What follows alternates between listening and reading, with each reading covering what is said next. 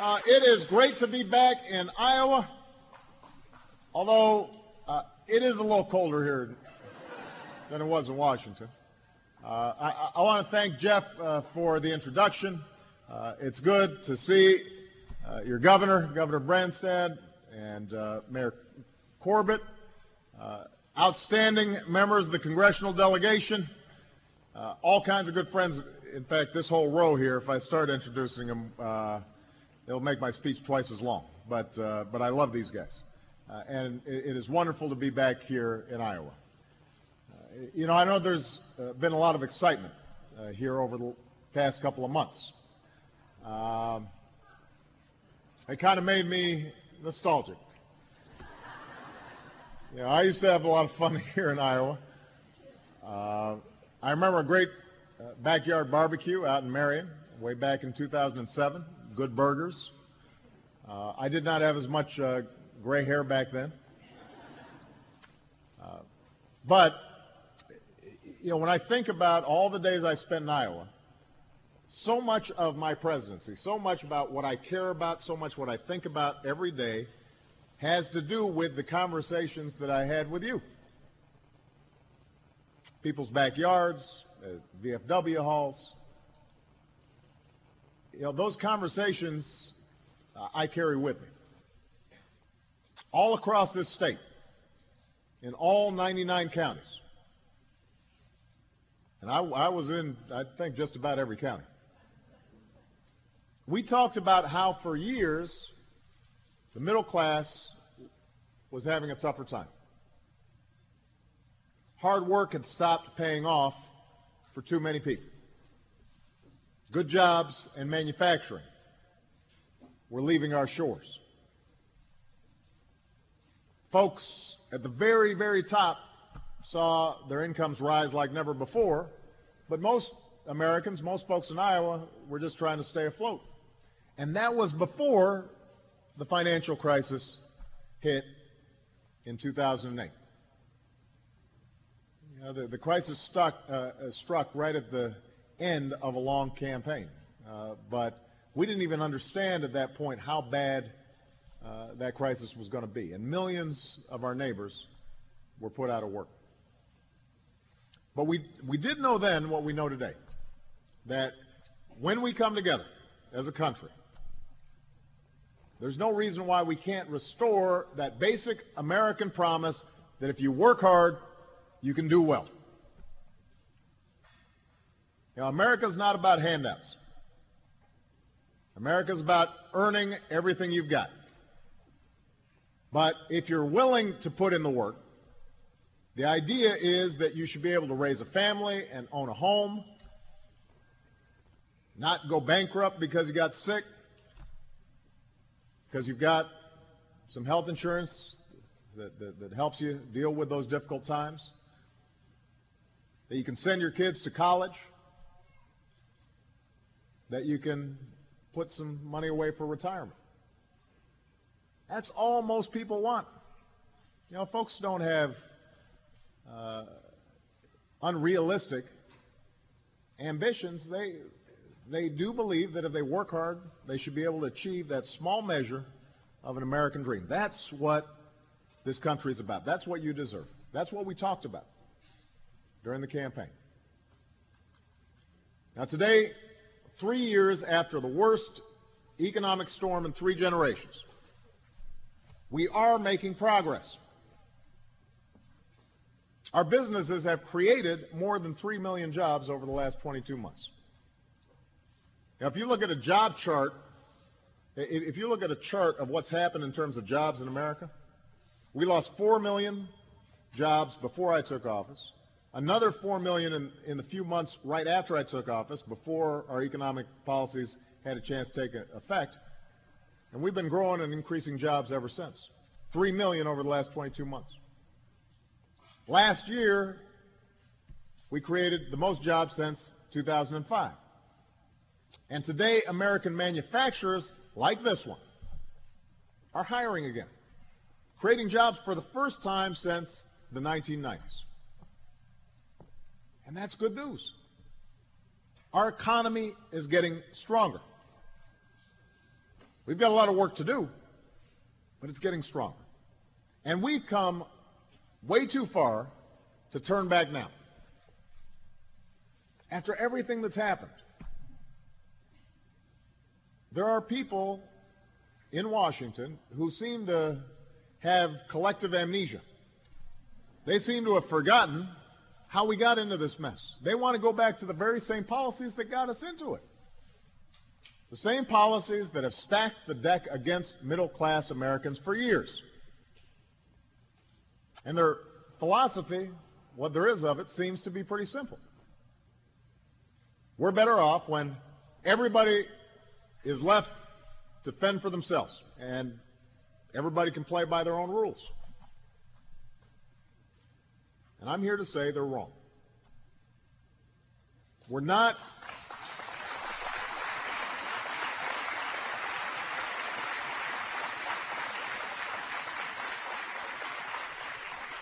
going to go back to an economy weakened by outsourcing and bad debt and phony financial profits. That's not how America was built. We're not going to go back to that. So last night in the State of the Union, I laid out my vision for how we move forward. I laid out a blueprint for an economy that is built to last.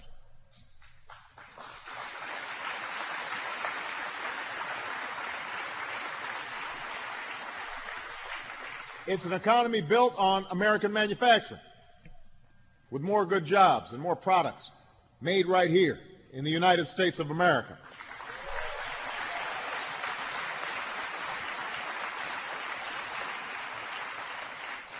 It's an economy built on American energy, fueled by homegrown and alternative energy sources that make us more secure and less dependent on foreign oil. And by the way, there's a connection between those two things. This company right here, some of its key customers are folks who are active in alternative energy.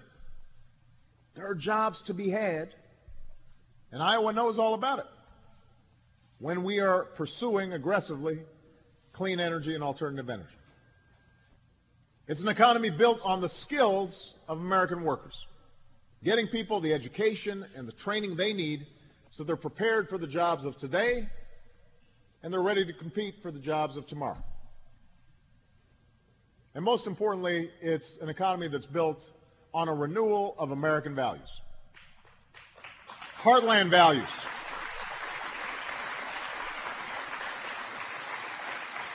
Values that Iowa knows something about. Hard work, responsibility, and the same set of rules for everybody, from Main Street to Wall Street.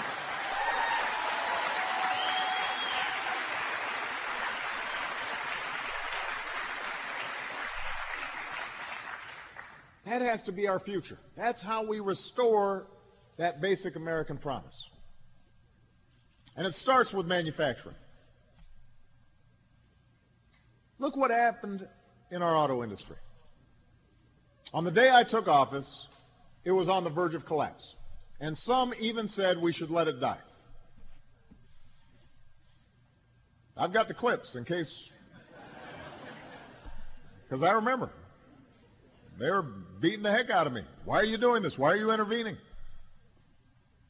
But we stood to lose 1 million jobs. Not just in the auto industry, but all the suppliers, all the related businesses. So I refuse to let that happen. In exchange for help, see, keep in mind that the administration before us, they had been writing some checks to the auto industry with asking nothing in return. It was just a bailout, straightforward. We said we're going to do it differently. In exchange for help, we also demanded responsibility from the auto industry. We got the industry to retool and to restructure. We got workers and management to get together, figure out how to make yourselves more efficient. And over the past 2 years, that entire industry has added nearly 160,000 jobs. GM is #1 in the world again. Ford is investing billions in new plants. Chrysler's growing faster.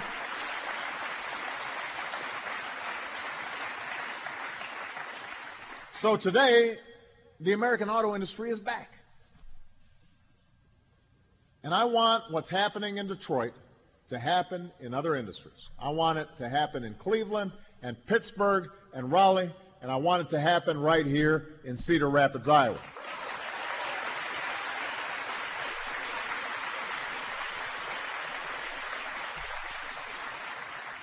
Now, it's already happening in places like Conveyor.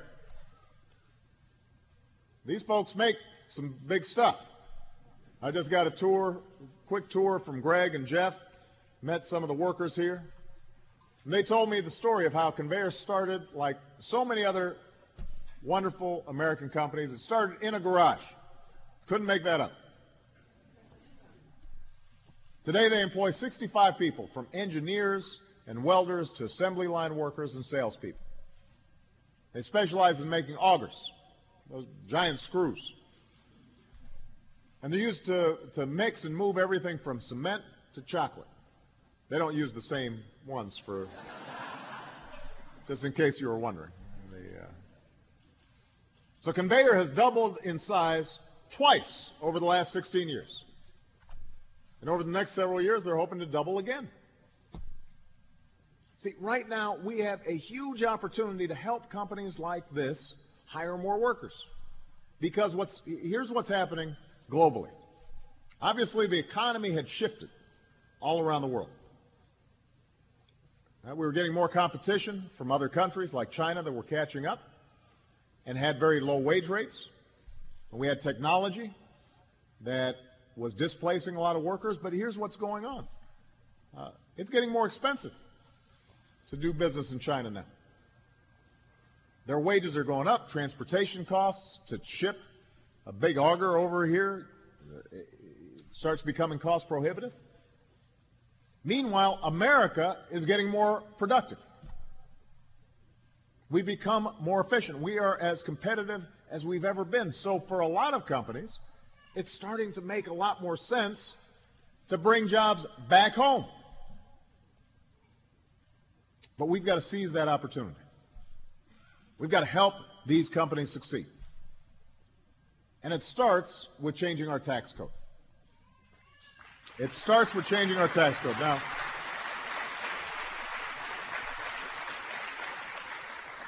right now, companies get all kinds of tax breaks when they move jobs and profits overseas. Think about that. A company that chooses to stay in America gets hit with one of the highest tax rates in the world. That's wrong. It doesn't make sense. We've got to stop rewarding businesses that ship jobs overseas, reward companies like Conveyor that are doing business right here in the United States of America.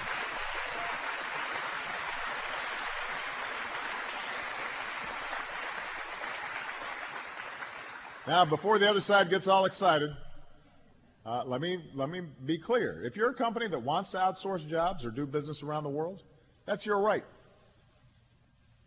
It's a free market. But you shouldn't get a tax break for it. Companies that are bringing jobs back from overseas should get tax breaks.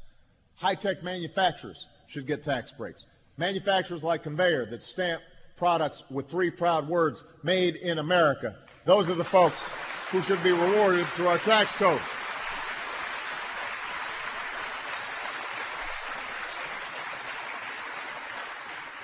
Jeff and Greg told me that if we passed tax reforms like these, they'd be able to buy more equipment for their facility. So let's do it.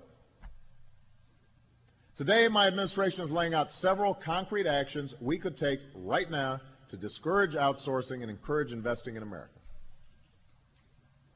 You need to tell Congress to send me this tax reform plan. I will sign it right away. We need to make it easier for American businesses to do business here in America. And we also need to make it easier for American businesses to sell our products other places in the world.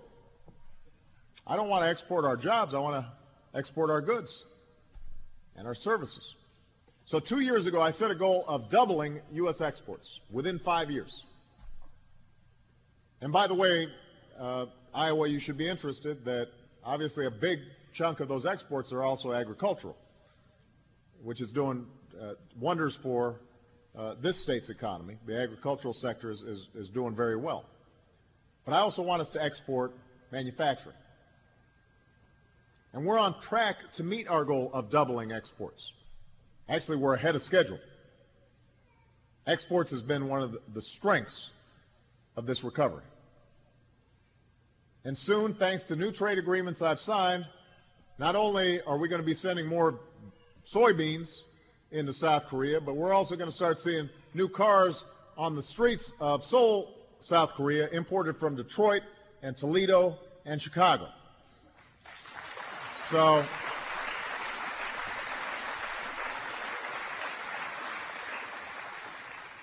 I don't mind Kias being sold here. I just want to make sure that they're also buying some Chevys and some Fords.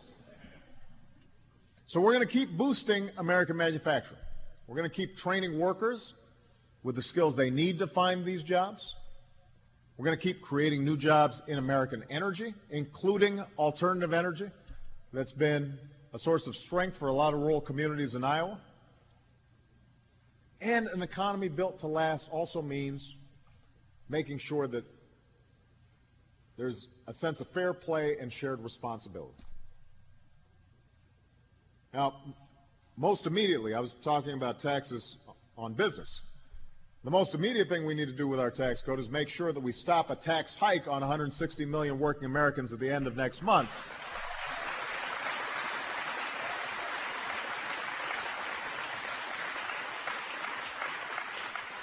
People can't afford losing $40 out of each paycheck. Not right now.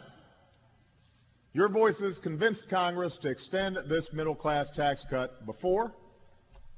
You remember there was a little resistance there at the end of last year? But you guys sent a message. Renew that payroll tax cut. Strengthen the economy. But they only extended it for 2 months. We now have to extend it for the entire year. So I need your help to make sure they do it again. Tell Congress to pass this tax cut without drama, without delay.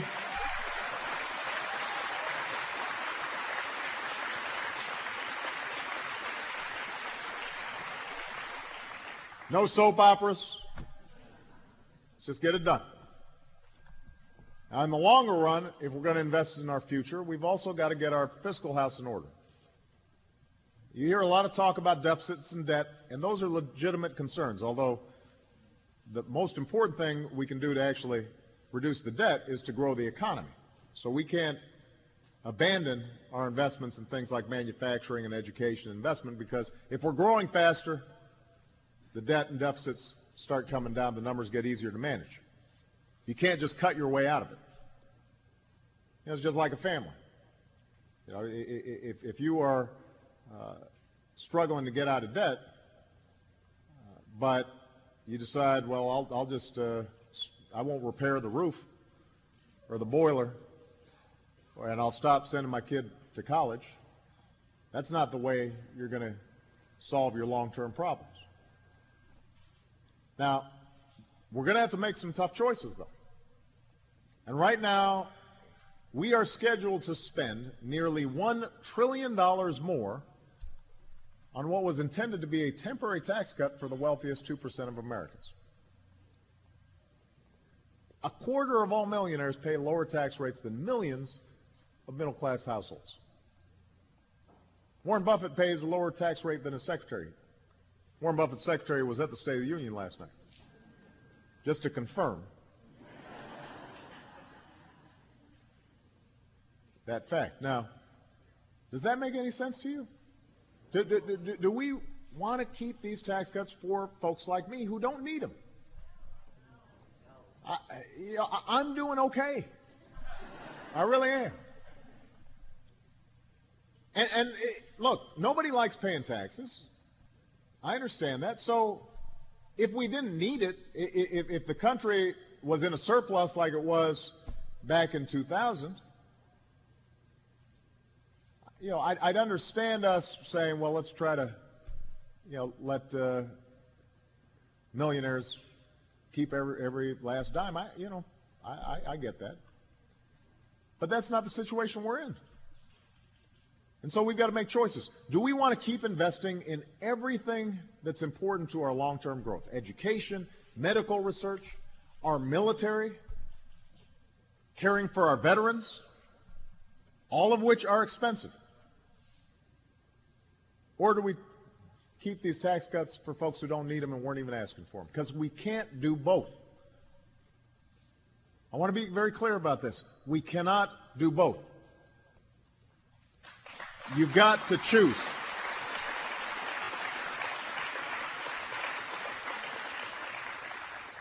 So I believe we should follow what we call the Buffett rule. If you make more than $1 million a year, I don't mean that you've got $1 million worth of assets. I don't mean, a family that's been saving all their lives and doing well and, and is comfortable and finally they've got a little nest egg. If you make more than $1 million a year,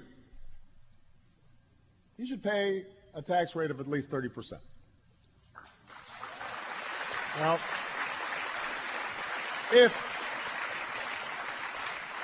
on the other hand you make less than $250,000 a year, which includes 98% of you, your taxes shouldn't go up. Now, and by the way, if we do that and we make some smart cuts in other areas, we can get this deficit and debt under control and still be making the investments we need to grow the economy.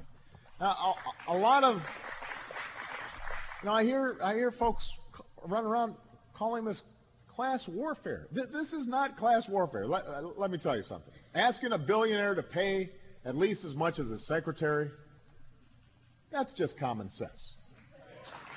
That's common sense.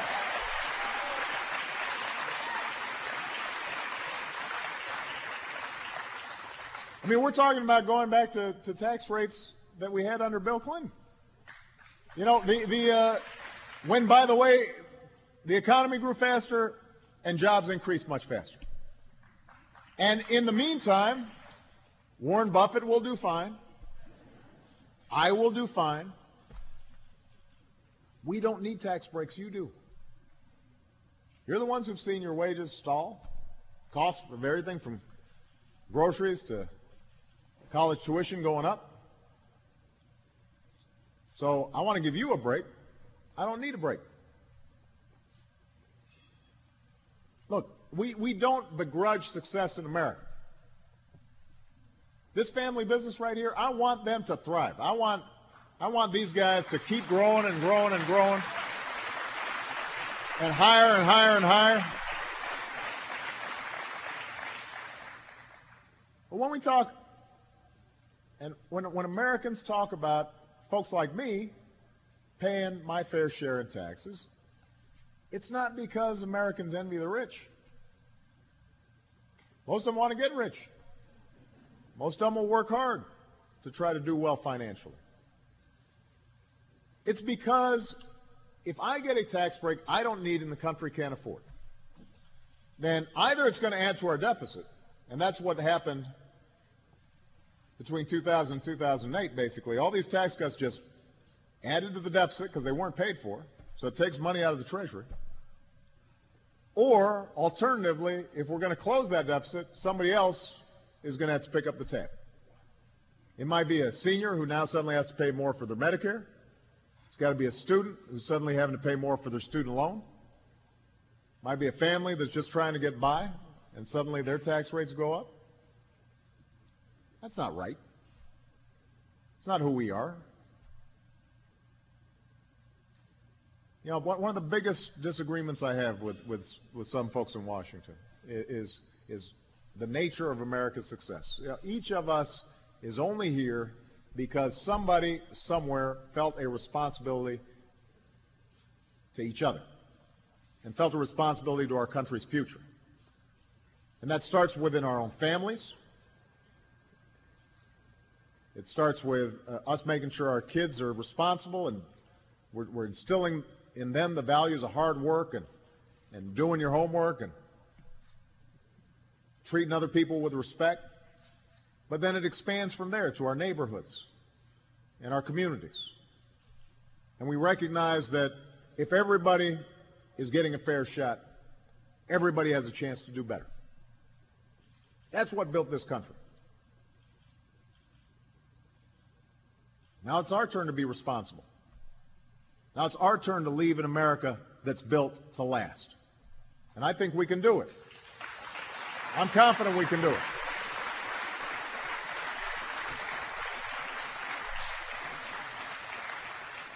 I believe it because of what I see in places like Cedar Rapids. What I hear when I meet the folks who are gathered here today. I mean, think about what you've accomplished coming back from those floods. Now, that wasn't a matter of just each person being on their own.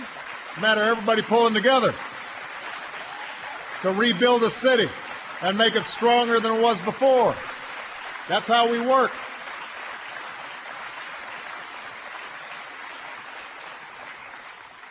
You know, and that FEMA assistance didn't come out of nowhere. It came around because as a country, as a United States of America, we decide, you know what, when any part of the country gets in trouble, we're going to step in and help out. That's what we do.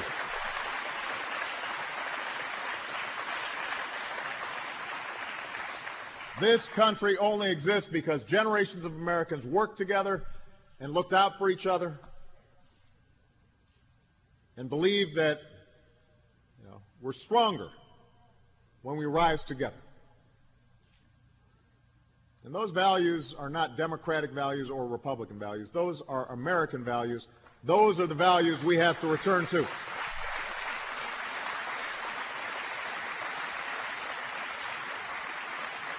So we're going to keep on moving on American energy. We're going to keep on moving on American manufacturing. We are going to push hard to make sure that American workers have the skills they need to compete. And we're going to make sure that everything we do abides by those core American values that are so important.